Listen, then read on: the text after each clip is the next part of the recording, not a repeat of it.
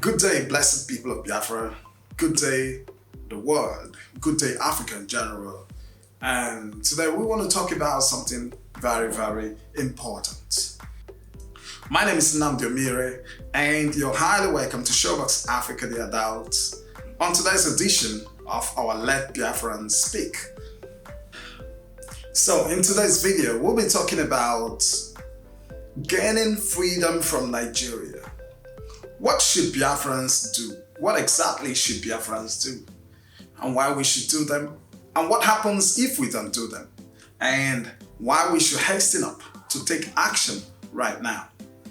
So for us to get into the video, I've made out some questions that I think is very, very important that we answer these questions. Now, number one question is, how did we find ourselves in Nigeria? How did we find ourselves in Nigeria? And the second question is, why are we actually agitating for freedom? And the third question is, what do we stand to lose if we decide to give up the struggle, if we decide to remain in Nigeria? And the next question is, what is the next step for Biafrans at this point in time, at this moment in time? What should Biafrans do in order to get closer to our freedom? And the next one is, why are these steps very, very important? So what I mean, the steps, what the Biafrans should do, and why are those things very important? And the last is, do we really have any other option? Do we really have any other options apart from these things I mentioned? Do we really have any other option? So that is what we're going to be looking at in today's video. So first of all, let's get into the first question, which is, how did we get to find ourselves in Nigeria? Now, before we get into that, the reason why I made this question is because it's really very important that we understand what we're doing, why we're doing what we're doing, and why we must continue doing what we're doing. Because if you don't know the whys of whatever you do, the reason why they are very important that you do whatever you do, I bet you can never be consistent at what you do. And this is why I've made out all these questions so that we discuss them in this video. So first of all, how did we get to find ourselves in Nigeria? How did we end up in Nigeria? You know, this is a question everyone should answer, okay? Because it's really a very, very important question, because there are so many agitations going on from the Yoruba side, from the west, from the east, from the middle belt, all the sector, all part of Nigeria, everyone is agitating for freedom. So what happened? How did we end up in a nation, Nigeria, that right now no one wants to be in Nigeria? So this is what I want to discuss right now. Now, I was actually born here in Nigeria in the year 1984. I was growing up as a normal African child, thinking that one day our country would be better.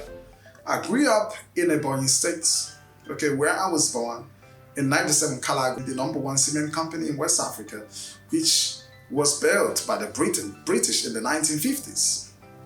As we were growing up, our parents were our heroes, just as usual, you know. You look up to your parents for whatever you want in life, for your future, your destiny, and everything. But unfortunately, our parents as well were the victim of this conquered nation. We all were forced to be part of the nation. So how did we end up here? We were told that once upon a time, there was a man called Lord Lugard.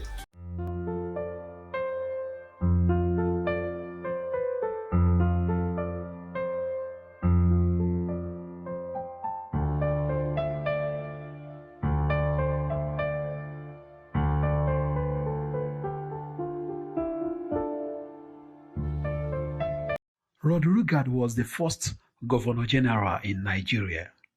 He was the colonial officer in charge of Nigeria from 1900 to 1919.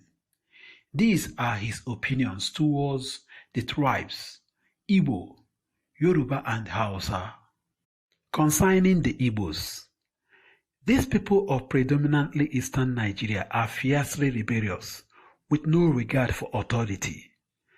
Though industrious and religious indifference to the objectives of Her Majesty and the Crown, they are highly dangerous to be trusted with power.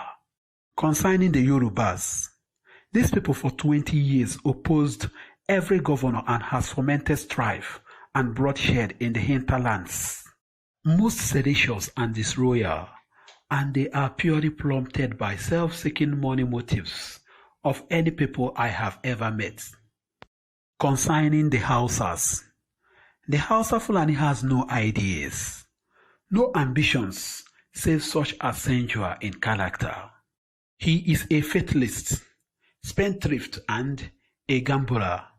He is gravely immortal, and he is a serious menace to any society he seeks to attach himself. This Lord Lugard, he came all the way from the United Kingdom with his girlfriend, Flora Shaw. They decided to say, the Yoruba man, you should come here. The Hausa man, come here. The Igbo man, come here. From today, you will be named Nigeria. You will become a nation and you will be called Nigeria. Without caring about our differences, without caring about our opinion, our cultural differences, identities, and so on. He made it mandatory that we must be in Nigeria. We must unite in a nation. And that is how you and I became a Nigerian. In fact, it is unfortunate that even my father wasn't a Nigerian because my father wasn't born in Nigeria. My grandfather, which is my father's father, they weren't born in Nigeria. And as tribal people as we are, we come from where our ancestors come from. So where are we from? It is a fact that we are not Nigerians. So that is what we're talking about. How do we end up being a Nigerian? Lord Lugard, Britain, created us. And we have to say no to that. Let's go to the next question. So our next question is, why do we actually agitate for freedom? Why are we agitating for freedom? Why are there agitations going on around the whole nation? From the west to the east to the south to the north. No one wants to be part of this nation any longer. Why? Number one, because I think we have been mistreated. The people are being mistreated. Yes, I could remember when I was in the high school, when I took the high school examination, I was supposed to get into the university. I took what we call JAMB for 3 times. My first result was I got 163, all over 400. The second result was 193, all over 400. My third result was 215, all over 400. Could you imagine that none of them could fetch me an admission? And I thought I was doing bad. I thought I wasn't that academically inclined. I thought I wasn't a very good student. Until I realized that a person in the north who scored 20 out of the 400 of the JAMB was given an admission to study medicine in the university of their choice in the north. We are mistreated in Nigeria. You know, it's not fair. We are not being treated fairly in any ramification. So should I talk about infrastructures? Now let's look at the infrastructural development of Nigeria. I grew up when we have Niger Cement Company in Calago, which was the #1 cement company in West Africa as at then. Then let's talk about the NPA Warri and Port Harcourt, which are the Nigerian Ports Authority, which was functional until in the recent years that all these infrastructures, all these industries were stopped working because this nation doesn't care about the Eastern Nigeria. They just ensure that the only one working is that of the Lagos, which is in the west, and those in the north. Why in the east there are so many seas that are capable of holding the seaport? Those that have been functional in the past, all of them were dropped, all of them were closed up, just because of those interests. They don't want us in this nation. Okay, so there are so many reasons why we agitate for freedom. Our culture, our history has been denied from us. All these things are confronted with extinction. How do we get them back? The only way we can get them back is when we have our own nation. Yes, today, all the celebration we have today are all Western culture. Christmas, which is now the major celebration we have here, they all Western culture. And we have a very huge holidays on Christmas. How about other Igbo cultures like New Yam festivals or concourse, and how about all those things? All of them are gone. August meetings and so much, and so many of them that we celebrate in the olden days. If you are living in a nation that recognizes you, these celebrations will be taken into account at the national or federal level. We were told that our parents were killing twins, and this is why they brought Jesus Christ to us. All we have today is Western culture in the African world. Today, our languages are being confronted with extinction. What are we doing about that? And yet we're still lamenting, we're still talking about one Nigeria. So we have been denied of all these things that are very important in our life.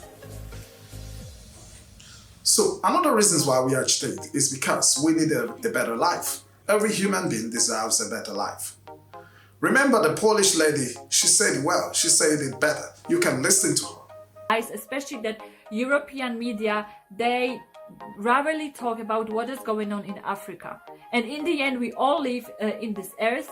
Okay, we are all human beings, we all deserve respect, and we all deserve to have a good life. Okay. We deserve a better life. And that better life, we're not getting it in Nigeria. And we can't wait any longer because we have given Nigeria much more chance than ever. And we can't wait any longer.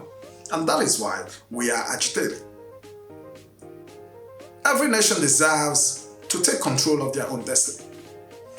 With all we're going through, both at the diaspora level and in the local level, we deserve to take hold of control of our own destiny, because this is what is missing in our own life. We are being ridiculed around the world. We become the best individuals, but when we come in the group, we are nothing. So this is why we are agitated. We want our own nation. Let's get into the mess. Listen. What do we stand to lose if we remain in Nigeria? Do you think we stand to lose anything if we remain in Nigeria? There are so many things I think we stand to lose if we remain in Nigeria. First of all, we're about losing our culture, our language, our identities. We are losing them because we are no longer using them. These are the things that God has given to us. These are the uniqueness of the people. We no longer use them today because we are introduced to English language. Our languages are meant to be extincted so that we become another person. And this is why we keep complaining. I don't know why the Igbos are like this. I don't know why our peoples are behaving this way. It's because we are no longer who we are. We are now living the life of other people. What do we stand to lose? What else do we stand to lose if we remain in Nigeria? Our lands have been taken away by the Fulanis, which is happening every day. The government supports the locals to give out lands for Fulanis, which ends to be the agenda of Fulani conquest, which has been what they have been doing. This is what they live their life to do. So they love conquering people. They want to conquer us. This is why they demand lands when they come. They don't go to buy them with the help of the government, which they think belongs to them. They acquire lands wherever they like. And at the end of the day, they occupy them and form huge village that the time comes, you can never drive them away because it becomes theirs. And they will start building mosques. They will own your land, whether you like it or not. Before you know it, they will start making kings and other things in your land. So we stand to lose a lot of things if we remain in Nigeria. Our lands are forcefully taken away from us by the Fulanis, whose agendas are to live there and conquer us in our own land in the near future.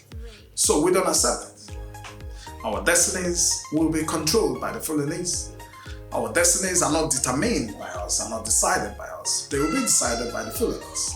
These are the things we stand to lose.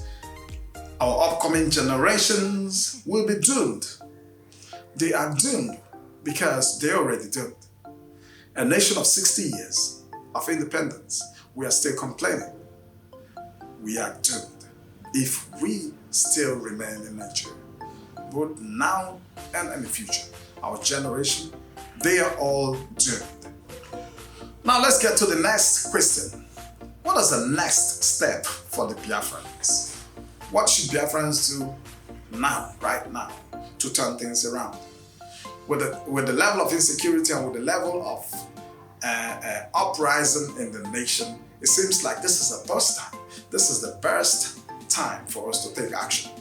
This is the best time when everything is still hot. Nigeria doesn't have much number of soldiers to fight this war, and they are afraid. And this is why they are calling for help all around the world. But however, we must have to understand that when a criminal knocks on your door and say, please open the door, and you say, who are you? Then the criminal says, I'm a criminal and I was sent to come and kill you. Then you say, okay, I'm not going to open the door. And the criminal says again, if you don't open the door, if I open this door by myself, I will still kill you. Then what do you do in that situation? You fight with your last blood. Because whether you open the door, you will be killed. And if they open it by themselves, they will as well kill you. So this is the situation we find ourselves. The situation we find ourselves is a situation whereby we need to strike. We need to ensure that we fight with the last drop of our blood. And that is the next step. And that's what we're going to be talking about right now. So, the next step for Biafrans is the revolution.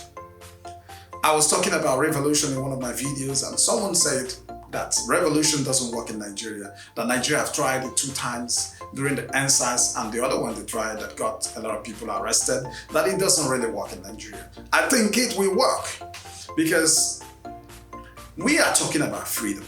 And when we talk about freedom, we don't mean a change of leadership. We're not talking about change of leadership this time around. We're not talking about a change of presidency. Like many people who are thinking that maybe we should be patient till 2013, 2023 for us to make a change of an Igbo president or whatever president we want. We are not talking about the exchange of president. We are not talking about the change of leadership. We are talking about succeeding from this nation, because this nation wasn't built to be successful. No matter how we change leadership, no matter the kind of leaders we want to change, this nation is not meant to be successful. And this is why we don't want it anymore. We don't want to be part of this nation. There's no law that made it a mandate for that an Igbo man must share a nation with a Yoruba man or the person of the North. Because before the independence, we were on our own. We didn't have these people. We are not in any union with these people. So Lord Lugard has told a very big lie, trying to merge Nigeria together, because we were not meant to be in this artificial creation, because it has proven to be an artificial creation.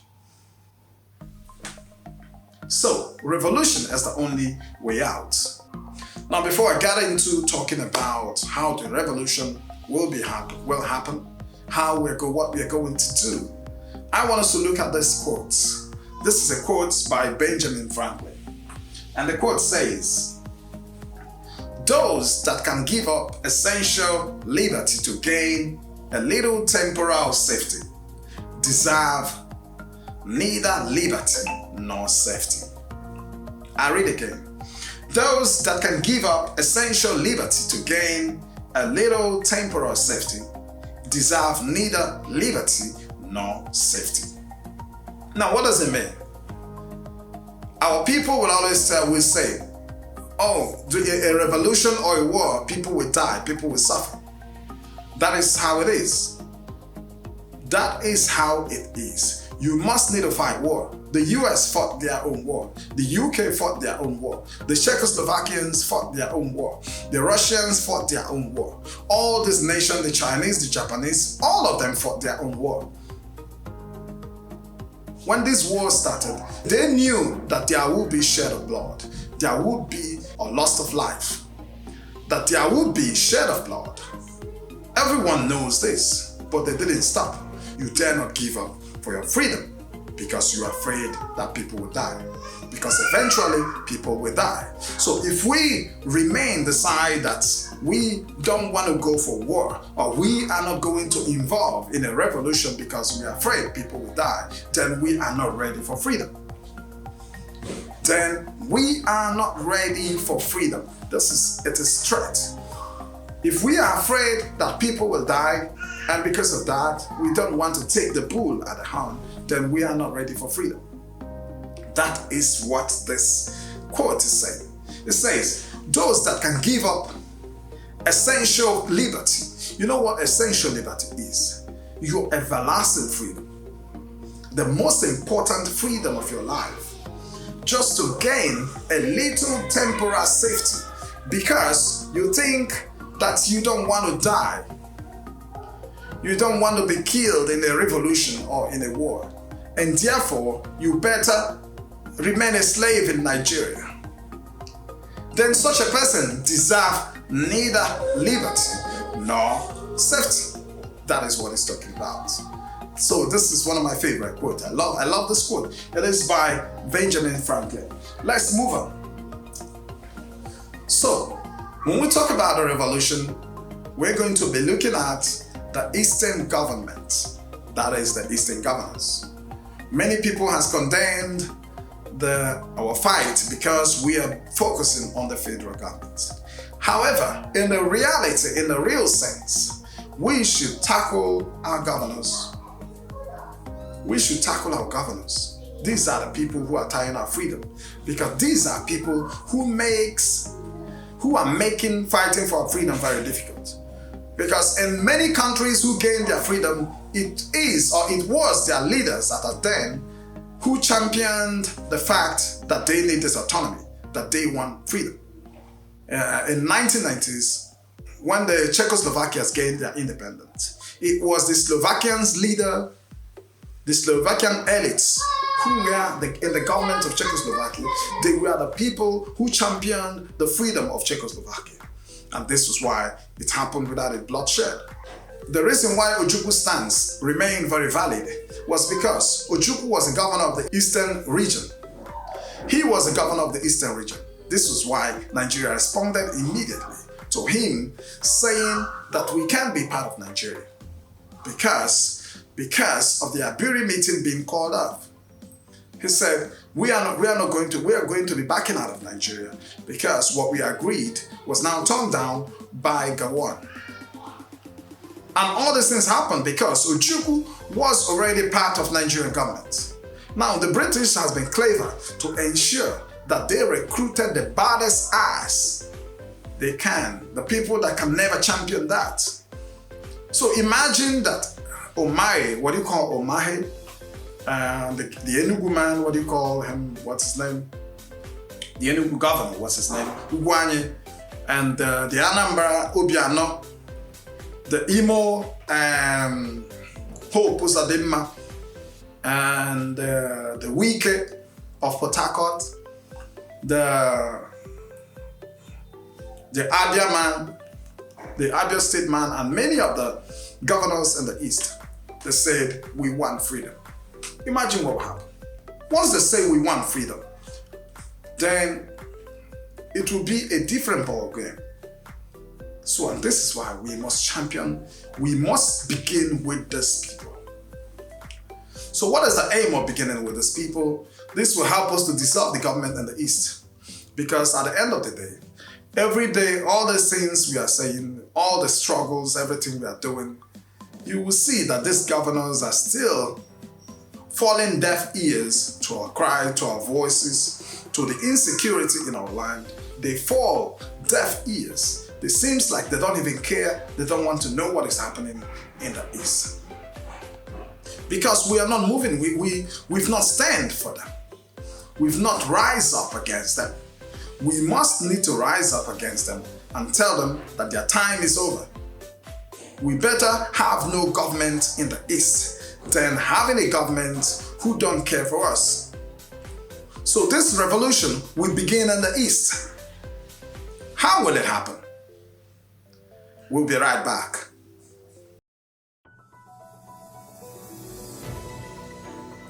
Hi there. Like and comment on this video. Hello there. Thanks for watching our video. Please go down the comment section and let us know what you think about this video. So, the Eastern governors are our biggest problem. I still say it, I've been saying it for a very long time, and I still maintain it, that the Eastern governors are our biggest problem. How are they our biggest problem? They make all our efforts, our struggle, look laughable.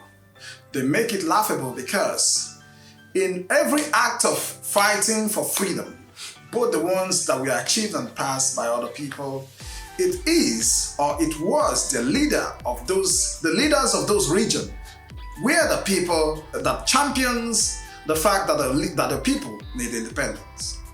The Eastern governors are those who are supposed to go to the federal government and say, let's negotiate for the freedom of our people. But when you find out that these are boys, they cannot say, they don't have any say.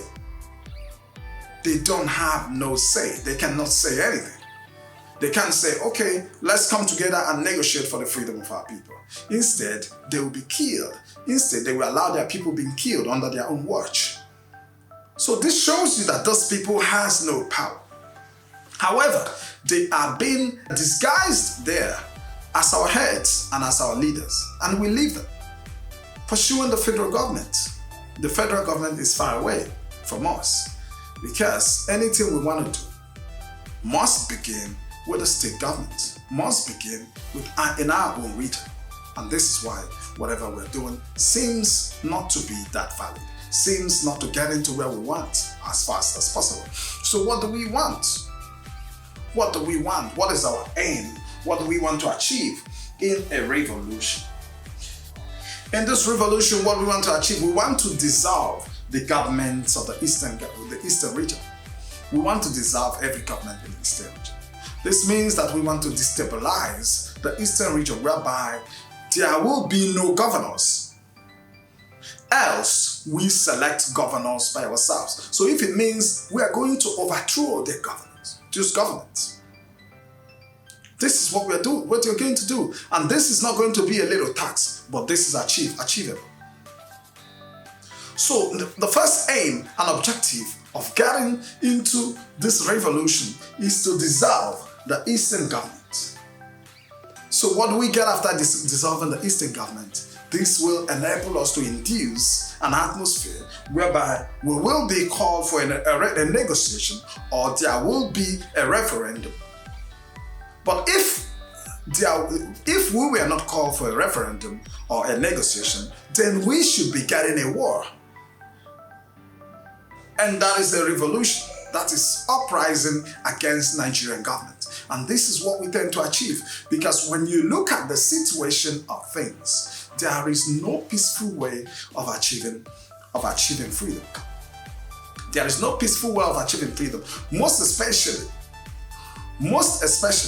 when those who are your leaders, who are supposed to champion the cause of the people, are ignoring the fact that the people are dying, are being enslaved, are not getting the better life that they deserve. So for that fact, we must take those laws into our hands. I think that Nnamdi Kanu is doing his job, but I think that he needs some ideas to move forward. He is doing a great job. He is doing whatever humanly possible that he can to ensure that we get freedom. But as far as I'm concerned, I think that we are at the climax. This is the climax. We don't have to wait any longer. I want to refer you to the story of Myanmar, and I want you to watch it. Watch what happened in Myanmar. For those who don't know what is happening in Myanmar right now, Myanmar has been ruled by the military for over 50 years. Then it was last year that the military rulers said that they are going to open up for the first democratic election in the country. So in that election, it happens that the people express their feeling by voting in a woman whom they said that she is like the Nelson Mandela for the Myanmar people. They voted that lady in. Okay, this lady you're seeing on the screen, she was voted in. Now, once she was voted in, the nation was in jubilation that they are going to get rid of military regime. That very soon they are getting rid of military regime. So it was this year, February 1st, that the swearing in of the new president was supposed to happen. On the day of the swearing in, the soldiers organized themselves, captured the new president, jailed her, took back the government. The country was turned into agony. The people said no, they will never accept it. The people, both big and small, children and old, students and workers, everyone turned into lion and said, we are not going to accept this. You need to watch the video by yourself. This is what is happening in Myanmar right now. They said they're not going to accept it. It didn't take them 2 weeks to hit the streets. Now, hitting the street is not like the Lekki toll gate that you're talking about. This is more brutal than the Lekki toll gate. The protesters were shot direct, yet they were still moving. They were still moving. They were better die than remain, than allow this coup to take place. And the military said, we're not going to back down. The people said, we're not going to back down. Now, with all the whole things happening, I just bumped into another news that that there will be a rebel, that the rebel soldiers of the Myanmar training themselves. So with all these things happening, I bumped into this news. The rebels are rising. They say they're going to take back their country. By force, they are going to take back their country. It's an eye for an eye, a gun for a gun, a gunshot for a gunshot. The people of Myanmar were killed in hundreds on a daily basis. And yet we are crying, we are shedding tears, we are afraid to die. And this is why we remain in bondage. We are coming to take our country back. We fight for freedom. This is Arkan soldier. Right now they are training, to kill our enemies.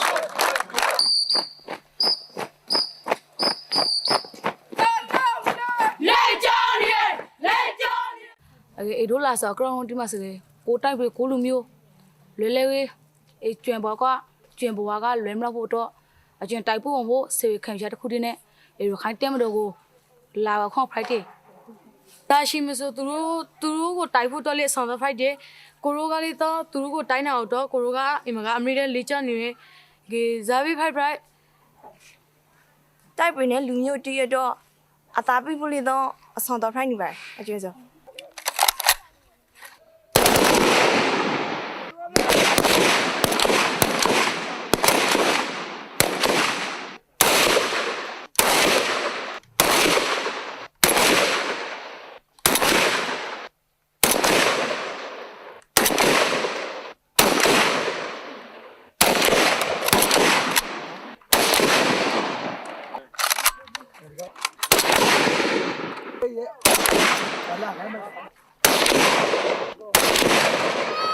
I want freedom for my people.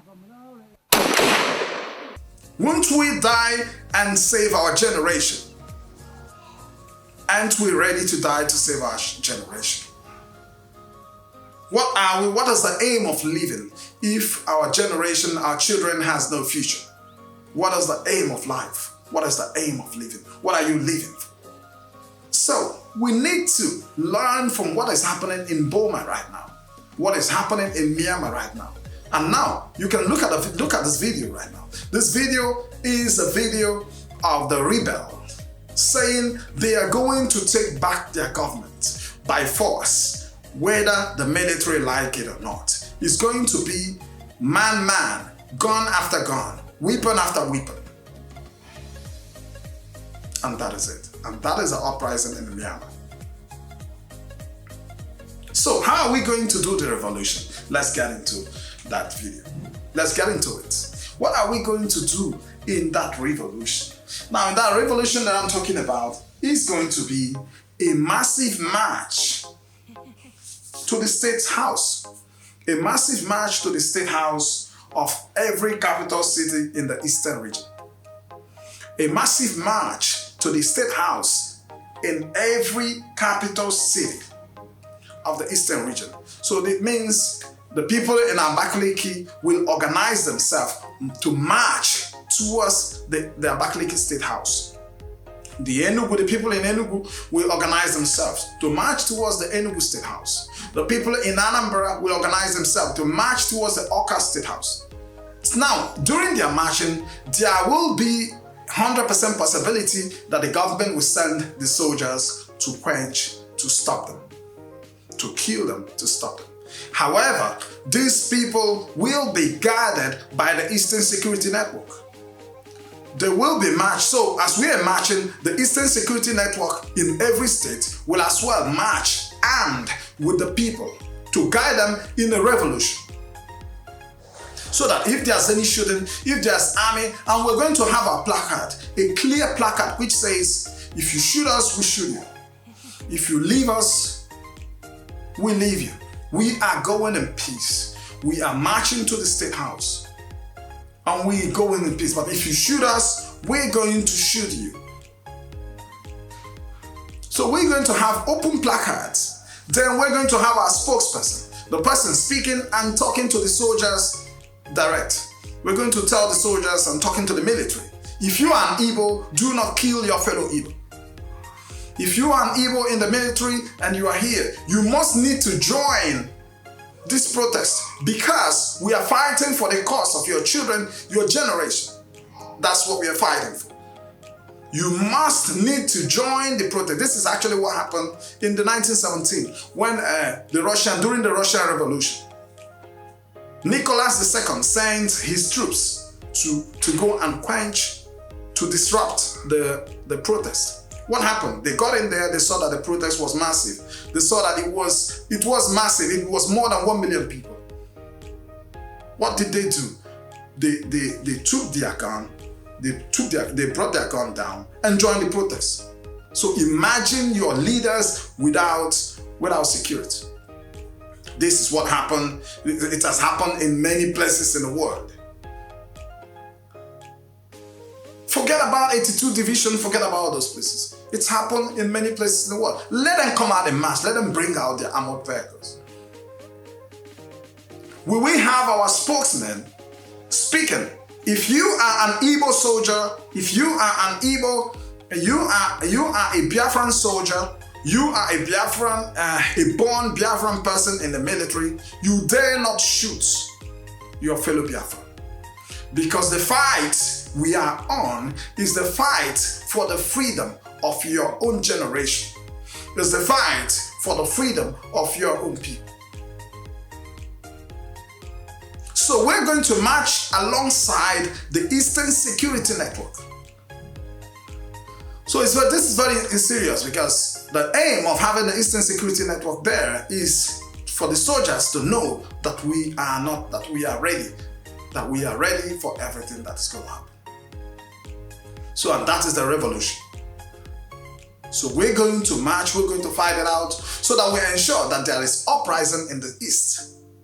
The aim is to overthrow the government. The aim is to ensure that there will be no person in the government house. Else we fix our own person who now champions the wants of the people, the needs of the people, the voice of the people. So that is what we're talking about. So let's move to the next thing. So the aim of this revolution is to dissolve the Eastern government, to call for a negotiation and or a referendum, or to start the war or the revolution. This is really very, very important because we haven't got any option than to move, than to take the bull at the horn. Now, before we go in, there's another quote by Kwame Nkrumah, and he said it all by saying, "A state in a grip of neo-colonialism, a state in a grip of neo-colonialism is not master of its own destiny. A state in the grip of neo-colonialism is not a master of its own destiny. It is the factor which makes neo-colonialism such a serious threat to the world peace. A state in the grip of neo-colonialism is not a master of its own destiny. It is the factor which makes neo-colonialism such a serious threat to the world peace. So you imagine, you understand what it means. It means that we must be ready to take the bull by the horn. We must be ready to take control of our own destinies by putting on the action, by engaging in a revolution. Because there's no way there will be a change of government. There is no way these politicians will resign or retire in the quest for the freedom of the people, in the quest for making the nation better.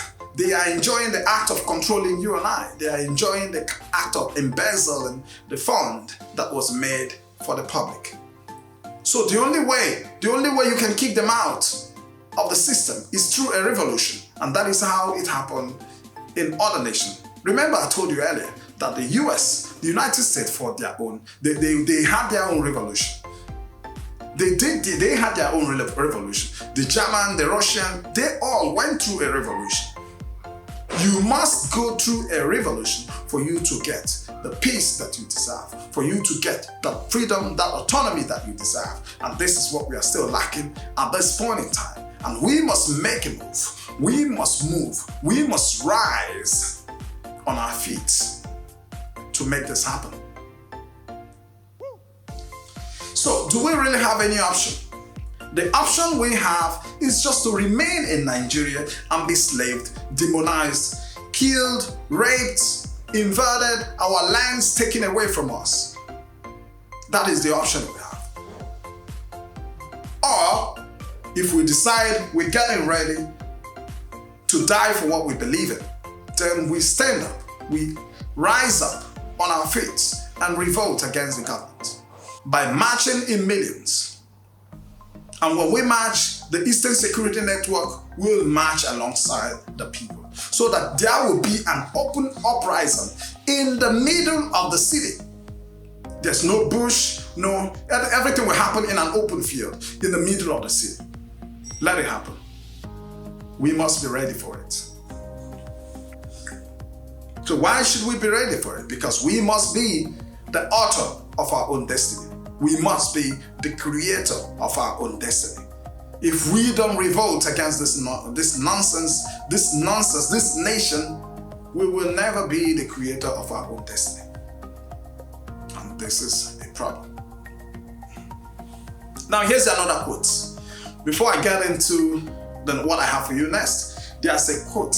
And I think that this quote is one of the favorites. It's a beautiful quote. It says, "You never change things by fighting the existing reality." I say it again. You never change things by fighting the existing reality. To change something, build a new model that makes the existing model obsolete. To change something, build a new model that makes the existing model obsolete. You understand what I mean? To change something, all you need to do is to build a new model that makes the already existing model obsolete. That is powerful. We understand the importance of human perception, and they are translated to reality.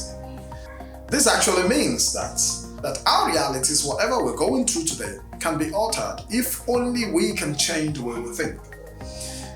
If we are given the chance or the freedom to think for ourselves in order to change our realities. But in Nigeria, the case is different. We are living in the perception of the Fulanese, which has become a bitter reality to us. Let's look at this quote again. You can never change things by fighting the existing reality.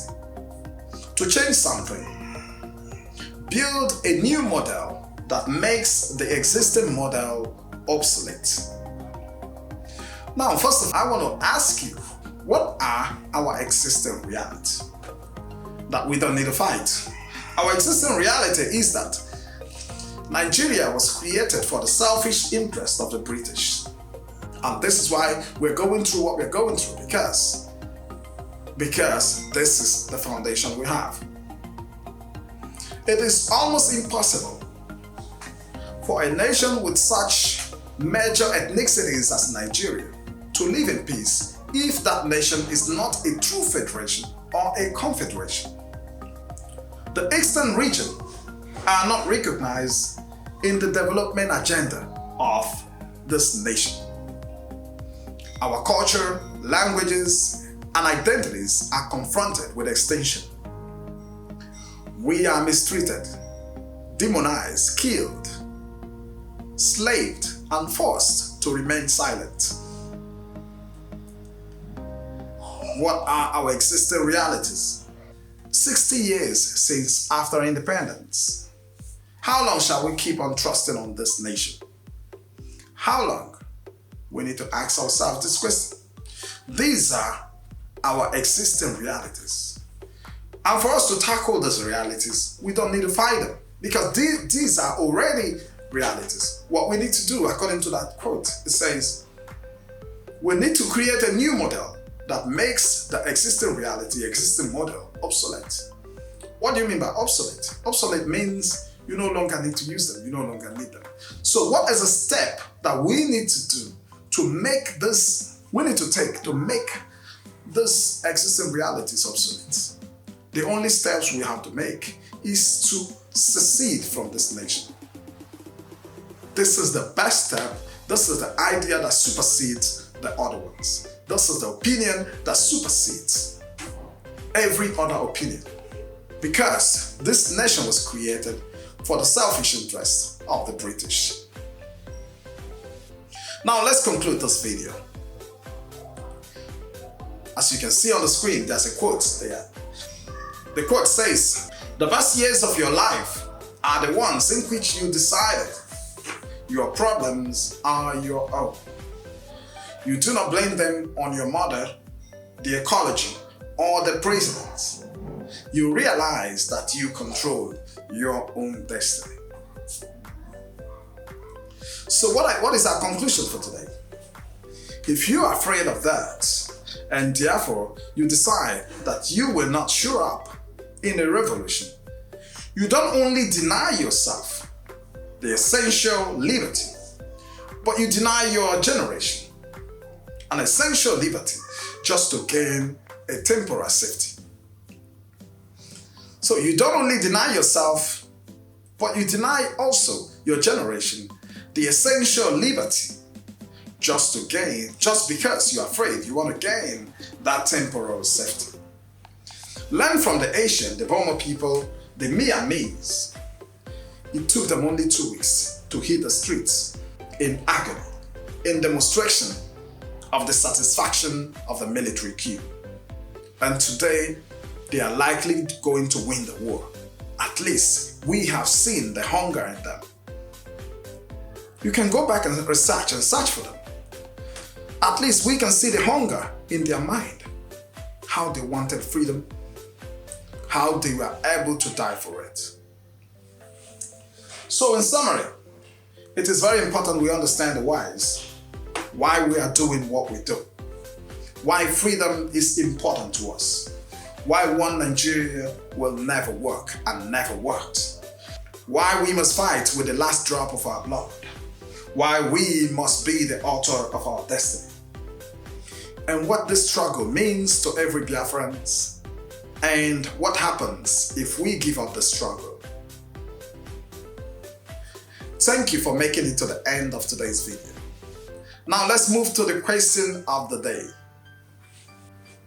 What does the struggle for freedom mean to you? Is there anything that you can take in place of your freedom?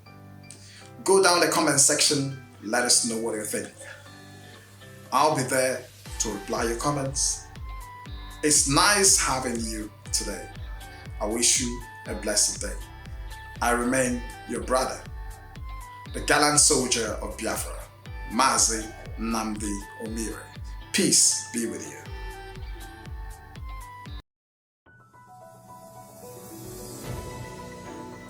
Hi there, like and comment on this video. Hello there, thanks for watching our video. Please go down the comment section and let us know what you think about this video.